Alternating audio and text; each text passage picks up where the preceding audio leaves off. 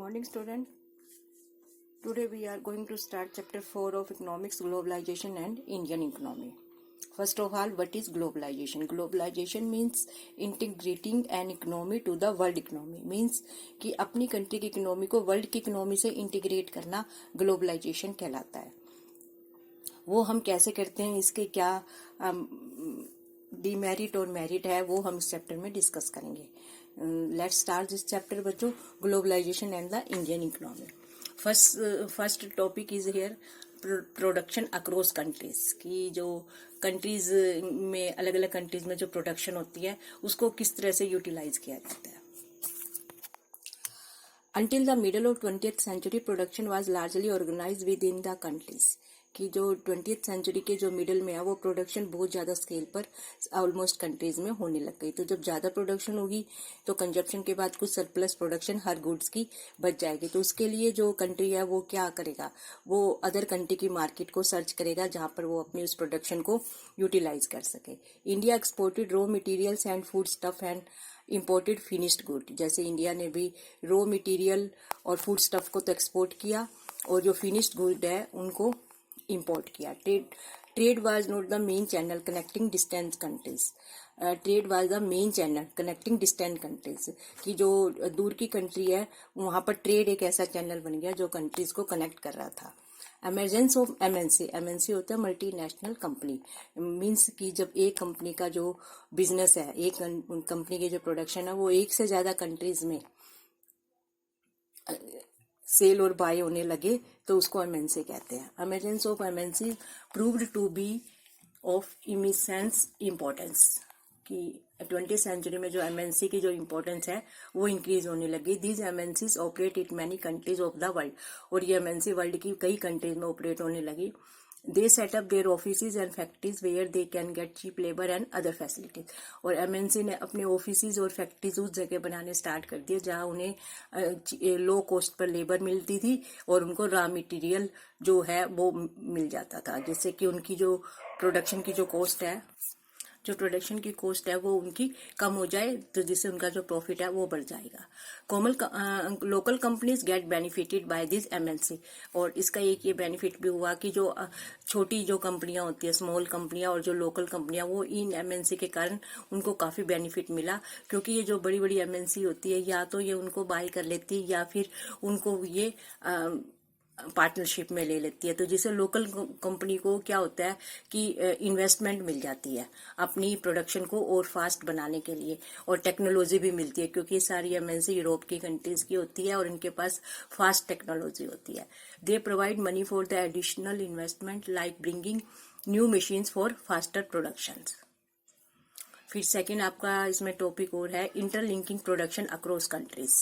कि जो कंट्रीज में जो प्रोडक्शन जो जैसे जब भी हमने ऊपर रीड किया कि वो जो प्रोडक्शन है उसको इंटरलिंक कैसे करते हैं. MNC are playing major role in the globalisation process.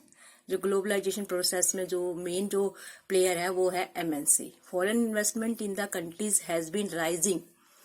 MNC के कारण ही जो फॉरेन इन्वेस्टमेंट है वो राइज हो रही है. Foreign trade between the countries has also been rising. और फॉरेन जो ट्रेड है वो भी कंट्रीज के बीच में राइज हो रहा है. किसके कारण? एमएनसी के कारण. फॉरेन इन्वेस्टमेंट का मीन्स है जो अदर कंट्री हमारी कंट्री में इन्वेस्टमेंट करते हैं उसको फॉरेन इन्वेस्टमेंट कहते हैं. MNC are spreading their production by setting up partnership with local companies. जैसे मैंने अभी ऊपर बताया कि जो एमएनसी है वो अपनी प्रोडक्शन को किस तरह से स्प्रेड करती है, वो लोकल कंपनीज के साथ पार्टनरशिप करती है by closely competing with local companies. या उनके साथ कंपटीशन भी करती है और या फिर उन्हें बाय कर लेती है. और buying them and by using local companies for supply. या फिर लोकल कंपनीज को सप्लाई के लिए यूज करती है. As a result production in this widely disperse location is getting interlink. जिसके कारण जो प्रोडक्शन है एमएनसी का वो इंटरलिंक हो जाता है. MNC set up their production units in those areas which are quite close to the market. और एमएनसी अपनी प्रोडक्शन यूनिट को उन एरियाज में बनाती है जहाँ जो मार्केट के क्लोज होते हैं, क्योंकि उन्हें जो भी अपनी प्रोडक्शन है मार्केट में सेल करनी होती है. They prefer such areas where there is skilled and unskilled labour available at low cost. वो अपनी जो सेटअप लगाने के लिए या अपनी फैक्ट्रीज या ऑफिस बनाने के लिए वो ऐसी सराउंडिंग ऐसी प्लेसेस की सर्च करते हैं जहां पर उनको लो कॉस्ट में लेबर अवेलेबल हो जाए, रॉ मटेरियल अवेलेबल हो जाए और मार्केट अवेलेबल हो जाए, कि ओवरऑल उनकी जो प्रोडक्शन पे आउटपुट है वो कम हो जाए, जिससे कि वो प्रॉफिट है वो ज़्यादा अर्न कर सके, क्योंकि एमएनसी का जो मेन ऑब्जेक्टिव होता है वो प्रॉफिट को अर्न करना होता है। नेक्स्ट जो आपका थर्ड सब टॉपिक है इस चैप्टर का वो है foreign trade and integration of market, कि foreign trade and integration of market कैसे होता है। पहले हम देखते हैं कि ट्रेड कितने टाइप का होता है। ट्रेड हम यहाँ पर 2 टाइप्स का होता है, domestic trade and foreign trade. Domestic trade means जो ट्रेड कंट्री में इंटरनल किया जाता है, स्टेट टू स्टेट किया जाता है, उसको हम कहते हैं डोमेस्टिक ट्रेड। और फॉरेन ट्रेड होता है जो एक कंट्री अदर कंट्री के साथ जो ट्रेड करता है, एक्सपोर्ट करता है या इंपोर्ट करता है, उसको कहते हैं foreign trade. Foreign trade started through various trade routes connecting India and South Asia to markets both in East and West.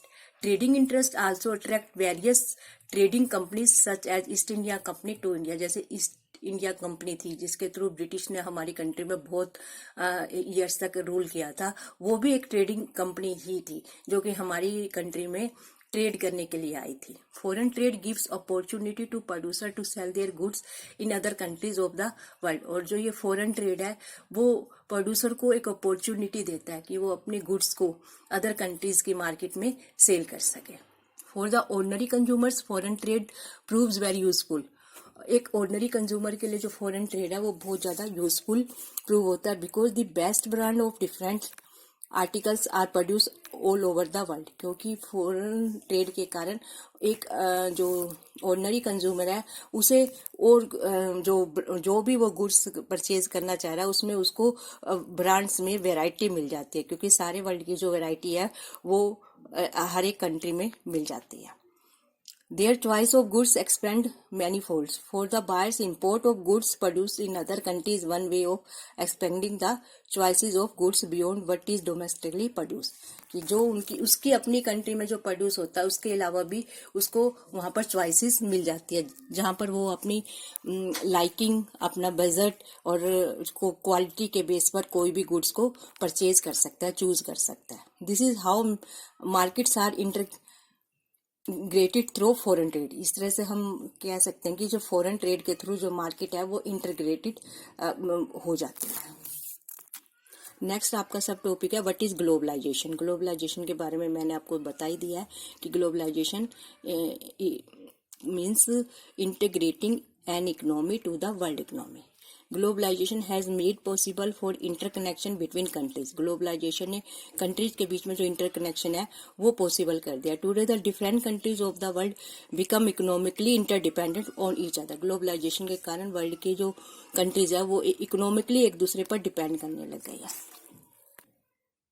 Next topic factors that have enabled globalisation. की कौन कौन से फैक्टर है जो ग्लोबलाइजेशन को इंक्रीज करते हैं, globalisation को इनकरेज करते हैं। First, rapid improvement of technology. ये क्वेश्चन आपका बहुत इंपॉर्टेंट क्वेश्चन है कि जो टेक्नोलॉजी है वो सबसे ज़्यादा ग्लोबलाइजेशन को इम्प्रूव करने में, उसको इनकरेज करने में मेजर रोल प्ले करता है, बिकॉज टेक्नोलॉजी के बिना ग्लोबलाइजेशन कभी भी सक्सेसफुल नहीं हो सकता। Rapid improvement in technology has been one major factor that has been steered globalization process. Due to technology, there has been improvements in various fields.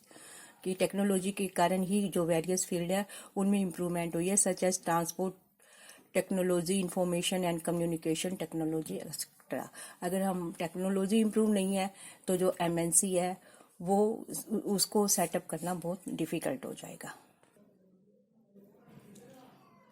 Trade barrier provide protection to domestic goods from foreign competition. Trade barrier वो होते जो country कोई भी country other country को अपनी country में आने से रोकने के लिए ट्रेड बैरियर लगाते हैं। This Indian government after independence had put barriers to foreign trade and foreign investment.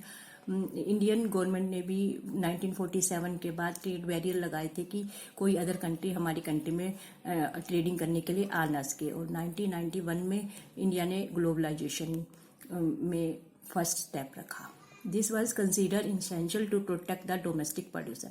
ये इसलिए भी नेसेसरी होता है कि जो हमारे डोमेस्टिक प्रोड्यूसर है उनको हम प्रोटेक्ट करना चाहते हैं कि अगर वो वीक है और वो अदर वर्ल्ड के अदर प्रोड्यूसर से कंपटीशन नहीं कर सकते हैं तो कोई भी कंट्री ट्रेड बैरियर लगा देती है कि जिससे जो डोमेस्टिक प्रोड्यूसर है उनको प्रोटेक्शन मिल सके।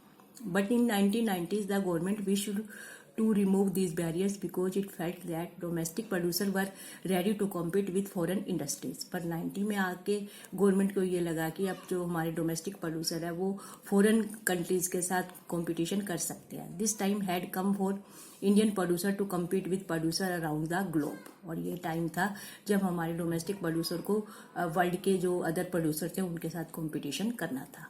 Liberalization of foreign trade and foreign investment policy has proved to be a boon for India. This has led to a deeper integration of national economies into one of the whole countries. Liberalisation का भी means यही होता है कि foreign trade और foreign investment को encourage करना। कोई भी कंट्री लिबरलाइजेशन तभी अडोप्ट करती है, तभी इम्प्लीमेंट करती है जब वो फॉरेन ट्रेड को बढ़ावा देना चाहती है। फिर नेक्स्ट टॉपिक है आपका world trade organisation WTO। World trade organisation is an organisation whose aim is to liberalise international trade. WTO ये क्या है? UNO की एक ब्रांच है जो वर्ल्ड की कंट्री को इंटरनेशनल ट्रेड को लिबरलाइज करने के लिए कंट्री को इनकरेज करता है, यानी कंट्री को इंस्ट्रक्शन देता है कि वो जो इंटरनेशनल ट्रेड है वो ज़्यादा से ज़्यादा स्प्रेड हो। Though WTO is supposed to allow free trade for all, in practice it is seen that the developed nations have been unfairly retained trade barriers. On the other hand, WTO rules have forced the developing countries to remove trade barriers. और WTO जो countries है उनको ये instruction देता है कि वो अपने ट्रेड बैरियर्स को रिमूव करें। फिर नेक्स्ट आपका सब टॉपिक है impact of globalisation in India. Globalisation के जो इम्पैक्ट है वो नेगेटिव भी है एंड पॉजिटिव भी है। Globalisation has both positive and negative impact on India. On the one hand it has created new jobs in certain industries, on the other hand it has punished small producers. एक तरफ तो इस globalisation के कारण हमारा जो unemployment है वो कम हुआ है क्योंकि इससे काफ़ी जॉब क्रिएट हुई है, but on the other hand हम कह सकते हैं कि इससे स्मॉल प्रोड्यूसर को काफ़ी लॉस हुआ है। The central and state government in India are taking some special steps to attract foreign companies to invest in India। और स्टेट और सेंटर दोनों गवर्नमेंट ही इंडिया में कुछ काफ़ी ऐसे जो एफर्ट है वो कर रही है जिससे कि फॉरेन ट्रेड को FDI को हम ज़्यादा से ज़्यादा कंट्री में ला सकें। For this special economic zone are being set up. इसके लिए SEZ SEZ special economic zone बनाए गए हैं जिसमें कंट्रीज़ को जो है टैरिफ में या टैक्स में काफ़ी छूट मिलती है जिससे वो ज़्यादा से ज़्यादा हमारी कंट्री में FDI आ सके और ज़्यादा सेटअप लग सके जिससे कंट्री की जो पॉवर्टी या अनएम्प्लॉयमेंट है वो कम हो सके। We struggle for a fair globalisation, ये लास्ट टॉपिक है आपका इस चैप्टर का। Fair globalisation would create opportunity for all and also ensure that benefit of globalisation are shared better. Fair globalisation का मीन्स है कि जो ग्लोबलाइजेशन के जो बेनिफिट है वो सबको, उसमें सबको शेयर इक्वल मिले। ये ना हो कि ग्लोबलाइजेशन किसी के लिए तो बहुत बेनिफिशियल हो और किसी के लिए वो लॉस बन जाए। The government can play a vital role in making of fair global. इसमें जो फेयर ग्लोबलाइजेशन है उसमें गवर्नमेंट को ही एक वाइटल रोल प्ले करना है। In the past few years, massive campaigns and representation by people organization have influenced important decisions related to trade and investment at WTO. This shows that even people can also play an important role in the struggle for fair globalization.